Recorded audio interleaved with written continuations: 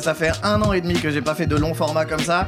Là, franchement, je suis à moitié stressé et à moitié bourré. On va passer un bon moment. Je m'appelle Hugo, on va passer 30 minutes ensemble. J'espère que vous avez bu un coup, ça passera mieux. Je préfère être très honnête avec vous, hein. Moi j'écris toutes mes blagues sous alcool, donc si on peut être sur un pied d'égalité, ça m'arrange. Juste pour voir si on peut matcher vous et moi, par applaudissement, qui consomme de l'alcool de manière générale dans sa vie?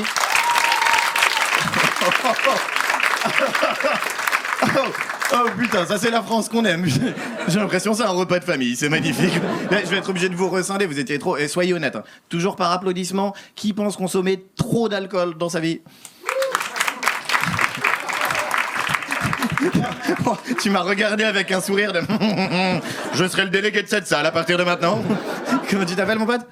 Valentin. Qu'est-ce qui te fait penser que t'es alcoolique, Valentin? Alors oui, effectivement, ça c'est la réponse du dictionnaire, je te remercie. Si on est à plus de 8 fois par semaine, il y a un problème, mon Valentin. Je suis pas là pour me moquer. Hein. Après, il y a 5 personnes qui ont applaudi dans la salle. Et j'ai vu le reste des visages. Il y a des têtes qui auraient dû applaudir. À partir du moment où t'as un double menton sous les yeux... T'aimes pas le Perrier, Denis. Non. Je suis pas là pour me moquer, hein. Je fais partie de l'équipe, Valentin. Je bois trop d'alcool. Et je m'en suis rendu compte à 30 ans que je buvais trop d'alcool. Parce qu'à 30 ans, j'ai voulu faire une rétrospective sur ma vie. Eh ben, il manque des bouts. Il y a trop de trous de mémoire dans ma vie, c'est pas normal. Officiellement, j'ai 32 ans. Ressenti souvenir, 23. 2 pintes, plus rien. 2 pintes, plus de souvenirs. Erreur 404, je sais pas ce qui se passe. Quoi. J'essaie de retracer mes soirées en ce moment. Ça fait un truc du genre, je rejoins mes potes, première pinte. On discute, 2e pinte. Et je me réveille chez moi. J'ai l'impression quand je suis bourré, je me téléporte. C'est incroyable. Bon, après, j'ai vérifié mon compte, c'est 150 balles la téléportation. C'est très cher pour une seule destination, on va pas se mentir. Et après, si tu rajoutes un tout petit peu, tu peux te téléporter accompagné. Mais tu choisis clairement pas la gueule de la partenaire de voyage. Faut qu'elle ait les mêmes pouvoirs que toi. Ou tu rentres avec Valentin, quoi. J'en rigole, mais c'est chiant de pas avoir de souvenirs. Franchement, c'est très chiant. Surtout, moi, j'ai lu que plutôt que de regarder du porno, c'est mieux de se masturber en pensant aux souvenirs de ses derniers rapports sexuels. Ah. Putain, là, ça fait 2 semaines que je me masturbe en pensant à moi qui me masturbe.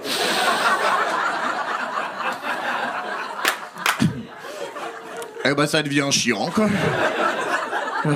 Ça devient chiant parce que plus ça va, plus je kiffe. Je suis à 2 doigts de m'envoyer des nudes tout seul, d'accord? C'est une dinguerie l'alcool, c'est vrai, c'est fou. Pourquoi dès qu'on aime un truc dans la vie, il y a toujours des effets secondaires relous? C'est vrai, après l'alcool, t'as les trous de mémoire, et après la bouffe, le bide, après le sexe, les procès. Il y a toujours un truc qui vient gâcher la fête. Ça va être ça mon humour, hein, on s'accroche, d'accord? Je suis là pour 30 minutes, donnez-moi tous la main, je vous emmène en enfer 2 par 2, c'est parti? On va pas se mentir, moi quand je joue dans un EHPAD, c'est juste pour faire de la place, d'accord? On fait que des conneries sous alcool. Qui a déjà envoyé à 1h du matin tu dors?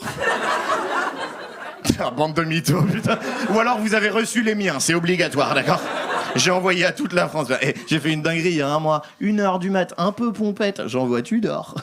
2h du matin, complètement déchiré, je vois tu dors. Mais non, je bois des coups. Je me suis répondu à moi-même. Voilà un énorme gogol, putain. En vrai, c'est dans des moments comme ça qu'il te dit faut arrêter de boire quand même. Non mais moi j'ai très envie d'arrêter de boire. Surtout j'ai un peu l'impression, ça y est, on est rentré dans une ère où on a tous pris conscience que c'est dangereux pour la santé. Mais on reste français. J'ai l'impression que tout le monde s'est regardé, on a fait un référendum commun. Nique sa mère. Nique sa mère. T'es toujours avec la même carte Joker en plus. Pof. Bon vivant. C'est pas notre excuse pour tout en France, bon vivant, sérieux. Pour moi, le seul truc qui différencie un alcoolique d'un bon vivant, c'est ce que tu picoles.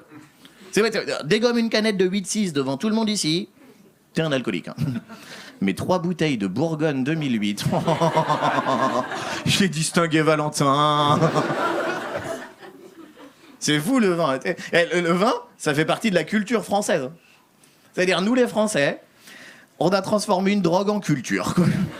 Moi, depuis que je sais ça, je suis plus jamais bourré. Je suis cultivé, madame. Mais c'est trop dur d'arrêter. Tu sais, l'alcool, c'est ancré dans la société aujourd'hui, c'est vrai. C'est même dans les films, très souvent. Il y a pas longtemps, je tombais sur le film Drunk. Vous l'avez vu ? Oui. Pour les personnes qui n'auraient pas vu, en gros, c'est un film où c'est des mecs qui sont bourrés H24 pour tenter d'être plus heureux. C'est une sorte de documentaire sur le Pas-de-Calais, au final. Et moi, ce que j'ai adoré dans ce film, c'est le titre, en vrai. C'est des mecs bourrés, ils l'appellent Drunk, c'est facile, c'est efficace. C'est comme si Titanic, on l'avait appelé Plouf. Voilà.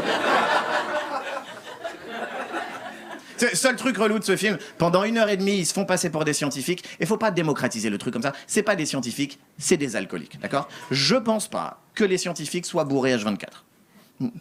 Ou alors, moi, je peux plus regarder C'est pas sorcier. T'imagines, C'est pas sorcier, ils sont bourrés tout le temps ? Moi, j'ai une seule question. Qui ramène le camion ?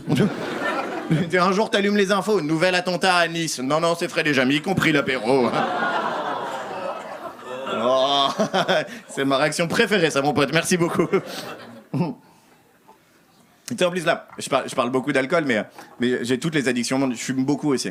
Je pense un truc qui pourrait me faire arrêter la clope, c'est tous ces gens à qui tu demandes du feu, ils te répondent non, désolé, j'ai arrêté de fumer. Eh ben, je t'ai demandé du feu, pas ton CV, Magali. En fait. Moi, quand on me demande une capote, je dis pas non, désolé, j'ai déjà le sida. J'ai des potes qui ont essayé de me pousser à aller voir un hypnotiseur pour arrêter la clope. C'est pas vous, mais moi je peux pas avoir confiance en ce genre de gars. Je peux pas avoir confiance en un mec, dès qu'il a l'opportunité, il t'endort, il te fait faire la poule. En fait, non mais j'ai peur qu'il en profite, sérieux. Tu rentres dans son bureau, vous avez envie d'arrêter de fumer, monsieur ? Oui. Alors t'es ma pute. Quoi ? C'est chiant, les addictions. C'est pour moi, le souci, c'est il n'y a pas d'addictions qui sont bonnes pour le corps. Je pense qu'on est tous d'accord, il n'y a pas d'addiction saine, en vrai. Alors, je veux pas entendre qui que ce soit me dire « moi, je suis accro au sport !» Je l'encule direct, d'accord ? Le sport, c'est pas une addiction. Sinon, il y aurait des groupes de parole. Tu sais, ils termineraient sur Combini. Moi, j'ai commencé le running à 6 ans. Et depuis, c'est la dégringolade. Je vais à l'école en courant. Je vais à l'épicerie en courant. Non, t'habites juste au Kenya, Joseph. C'est pas une addiction, ça, d'accord ?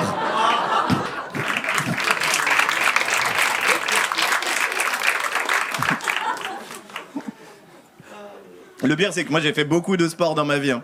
Je sais quand ça a vrillé, c'est le jour où on m'a dit que la bière, ça aidait à récupérer. C'est parti en couille. Hein. Depuis ce jour-là, je fais que récupérer, en fait. Non, j'ai repris le sport il y a pas longtemps. En vrai, j'ai repris le sport grâce à ma mère. Ma mère, elle m'a offert une balance. Ouais, on aime bien les cadeaux à message dans la famille. 2 jours après, elle m'a offert des capotes. C'est un rébut. Maigri, tu vas baiser. Ok. Du coup, je lui ai acheté une urne.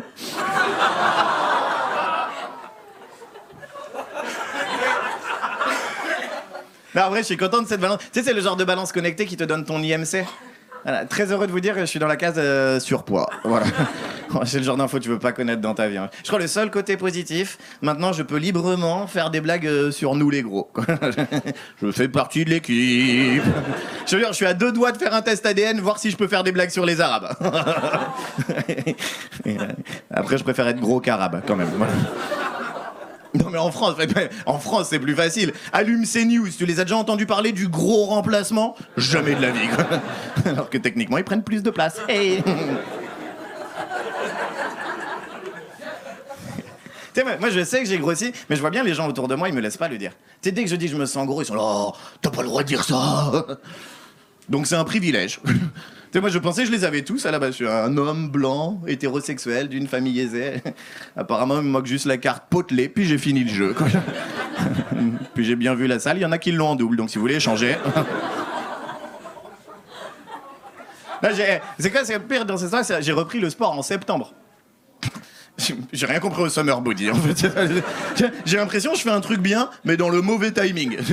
Pour vous donner une image, j'ai l'impression de soutenir l'abbé Pierre, mais en 2024. Quoi.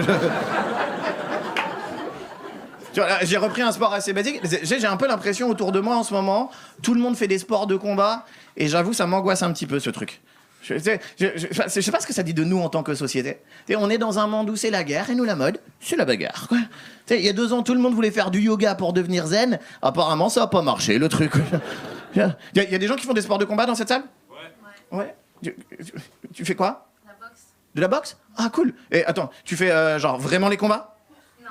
Ah oui, c'est exactement ce que je me disais.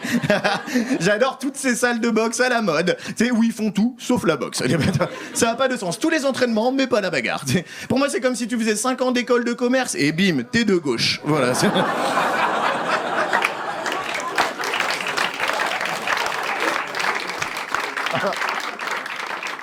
En fait, pour moi, on devrait pas nous apprendre des trucs primaires. C'est comme la bagarre, la chasse. Pour moi, c'est des trucs, soit tu sais faire, soit tu trouves une alternative, en vrai. Tu vois, les gens qui bouffent de la viande mais qui savent pas chasser, ils vont au Monoprix, c'est réglé, c'est une alternative. Moi, je m'embrouille tout le temps, mais je sais pas me battre. Eh ben, j'ai des potes gitans. C'est mon alternative à moi. Quand ils me fascinent, les gitans, ils savent se battre à la naissance. C'est dans le package. Alors, leur donnez pas un fusil, ils savent pas dans quel sens tirer, mais ça, c'est une autre histoire.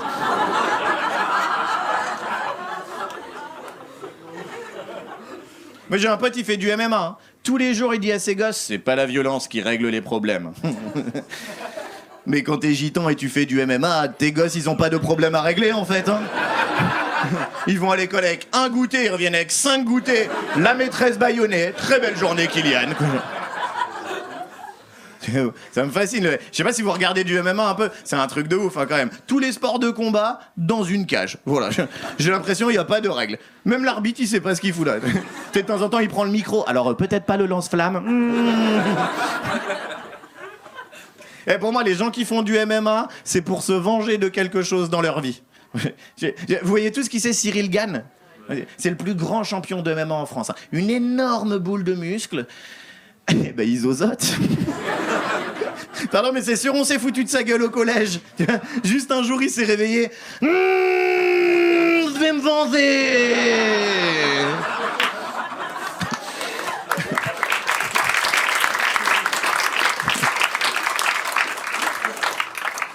Bon, je suis content qu'il soit pas dans la salle ce soir, là. Je l'imagine juste là, se lever. Quoi ? Je vais te défoncer. Tu sais, il y a une phrase qui dit « Les mots sont plus forts que les poings ». Je pense que Cyril, c'est l'exception qui confirme la règle. En vrai, j'ai beaucoup de respect pour ce monsieur. Techniquement, il peut niquer 99,9% de la planète, mais il reste poli, respectueux envers tout le monde. Moi, ça me fascine. Ça. Moi, apprends-moi à mettre un crochet. Il n'y a plus de bonjour, merci, au revoir. C'est la loi de la jungle, j'en ai rien à foutre que tu sois ma daronne, je te balaye, en fait. Ah non, mais moi je sais, je fais flipper personne. Moi je fais pas du MMA, moi je fais du vélo. Ouais, merci pour tout. C'est-à-dire moi quand je suis vénère, je tape pas dans un sac. Moi je vais faire un tour. À partir du moment où ta tenue de compétition, c'est un casque et un moule bite, t'es pas au sommet de la chaîne alimentaire.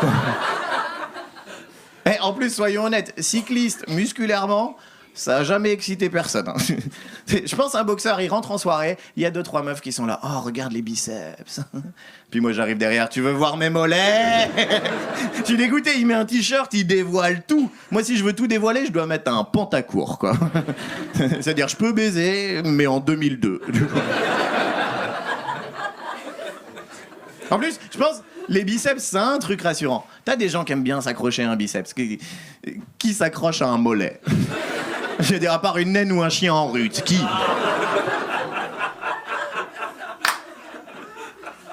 C'est pour ça, moi, si jamais dans ma vie il y a une embrouille par mégarde, hein, je fais en sorte qu'elle s'arrête très rapidement. Tu vois, si par manque de chance, je suis bourré en soirée, je traite un mec de fils de pute, il me dit « Oh, tu veux aller dehors ?»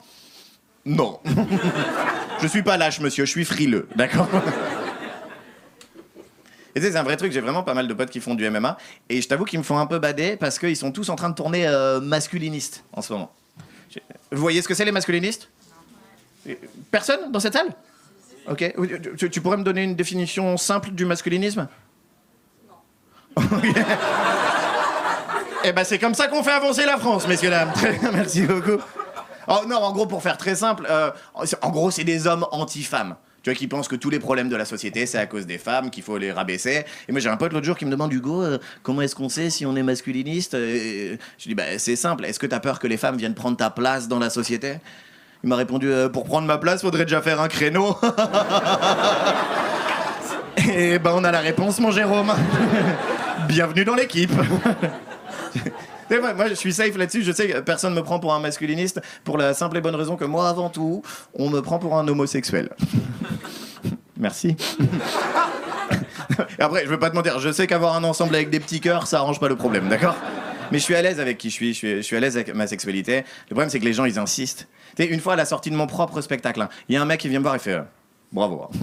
Faire des blagues sur baiser des meufs pour cacher ton homosexualité, c'est comme ça. Oh le bâtard. Et derrière, il a rajouté, moi, ça fait 20 ans que je fais ça avec ma femme. Waouh. Mais qu'est-ce que vous foutez à mon spectacle, monsieur le président ?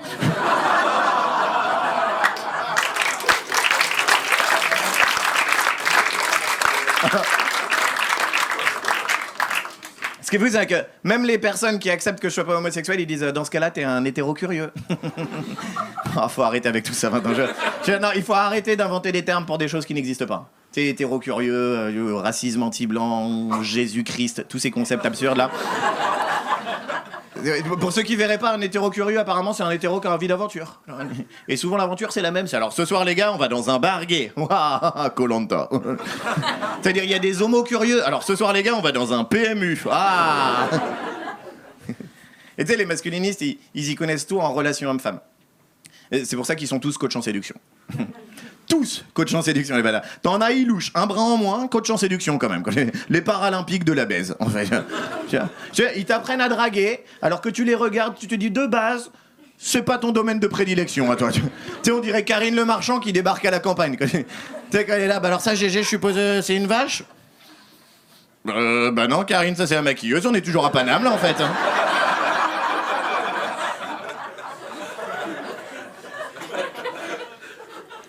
En fait, je me pose la question, comment t'en arrives à détester les femmes au point de devenir masculiniste ? Est-ce que t'as pris trop de râteaux dans ta vie ? C'est une hypothèse qui fonctionne pas, sinon je serais le roi des masculinistes. J'ai pris des râteaux toute ma vie, quoi. Au lycée, le seul truc qui m'a mis plus de refus que les meufs, c'est Parcoursup. C'est pas normal, quoi. Ouais, j'ai pris des râteaux olympiques. Ouais. T'as déjà pris un râteau en club échangiste ? Tu sais, quand la meuf, elle te dit « Je suis désolé, j'ai déjà un mec », eh ben c'est le principe de la soirée, ma chérie, en fait. Hein.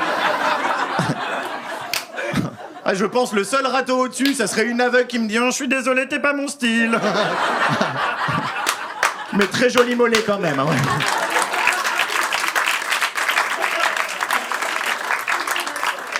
ouais.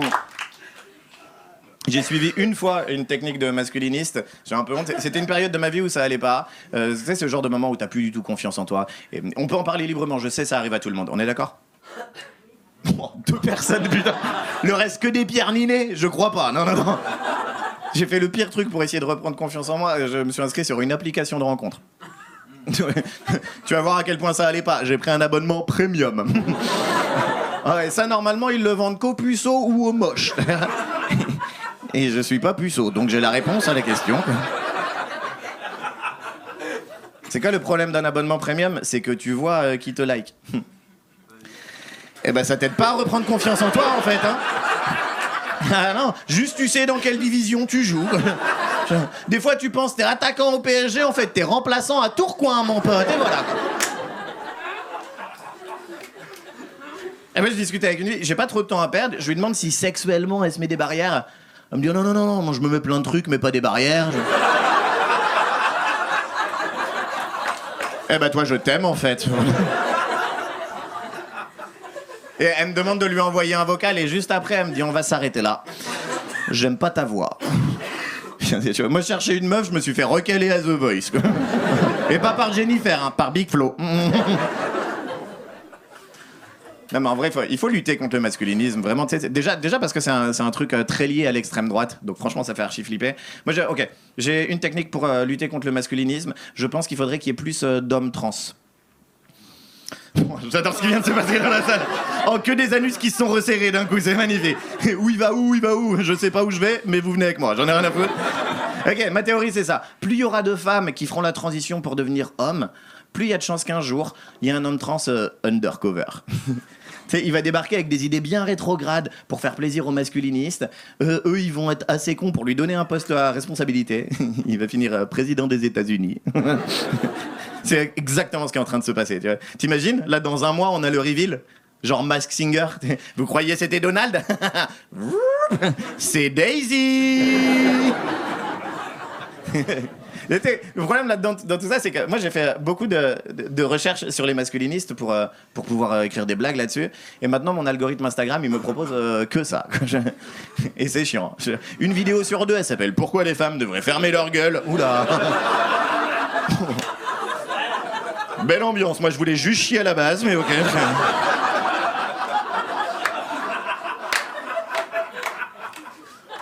T'as aussi beaucoup de vidéos comment faire jouir une femme. Bon, là, je suis curieux. Et j'ai appris apparemment en 2024, il y a une seule technique pour faire jouir une femme, c'est la technique du crochet. Qui est-ce qui a réagi comme ça? J'ai adoré ce moment. C'est toi? Ouais, t'as tourné la tête. Genre, j'ai pas révisé en fait. Voilà. Qui est-ce qui a réagi comme ça? C'est toi?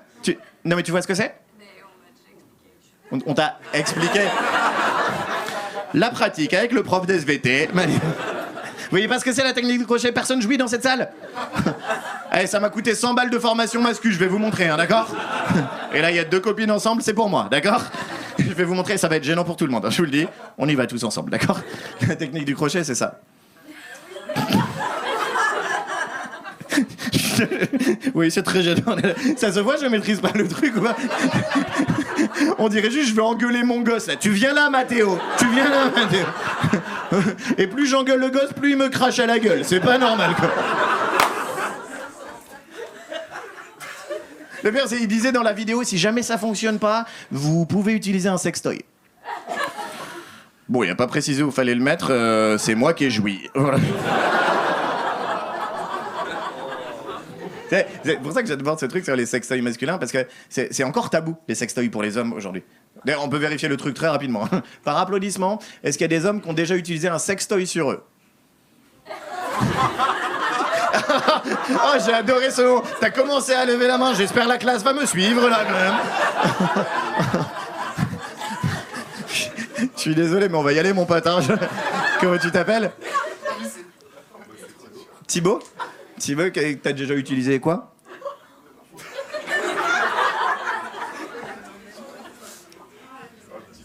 Un petit... Il l'a dit comme ça, un petit god. Ok, non mais il y a pas de jugement. En vrai, c'est trop bien. Non mais c'est bien de développer la sexualité comme ça. Mais en vrai, tu matches avec les statistiques. J'ai regardé les statistiques. Il y a 3% des hommes en France qui ont déjà utilisé un sextoy sur eux. Voilà. Et pour comparer, j'ai été regarder les stats des femmes. Belle époque, hein. Ah, il y a des femmes, elles l'ont toujours sur elles. À tout moment, elles peuvent le sortir. Je suis une femme indépendante, là, d'accord? En vrai, je suis un peu jaloux. Mais j'ai des copines, elles m'ont dit, elles l'ont tout le temps dans le sac à main, quoi. À côté du labello. C'est la même taille, c'est pas les mêmes lèvres, c'est tout, quoi. Non, en vrai, je suis jaloux de vos sextoys, les filles. Vous avez des trucs de la taille d'une clope, il y a un ordinateur à l'intérieur, quoi. Tu le connectes à une application, il te fait un PowerPoint des statistiques de tes derniers orgasmes. Ton mec à l'opposé de la planète, il te fait jouer avec son téléphone. En fait, vous baisez en télétravail, c'est incroyable, les filles, non? Alors, vous avez déjà vu un sextoy connecté pour hommes? On dirait un aspirateur à fantôme dans Ghostbusters, putain. Et moi, je suis pas excité par un Dyson, en fait, d'accord? Je veux juste vous laisser sur un petit truc, c'est drôle parce que, tu sais, là, depuis tout à l'heure, je fais des blagues sur le fait que j'ai conscience de mon alcoolisme, que j'ose pas me battre, que j'ai peur des sports de combat, que même le masculinisme me fait peur. Et on est dans une salle de spectacle, ça fait rire tout le monde, c'est cool. Je sais très bien ce qui va se passer quand je vais mettre ces blagues-là sur Internet. Tu sais, je vais recevoir plein de commentaires. Ouais, tu fais ce genre de blague de fragile juste pour baiser des meufs. Et franchement, c'est pas le but. Mais si ça peut aider, je prendrai quand même. Allez, merci de m'avoir écouté, monsieur, merci énormément.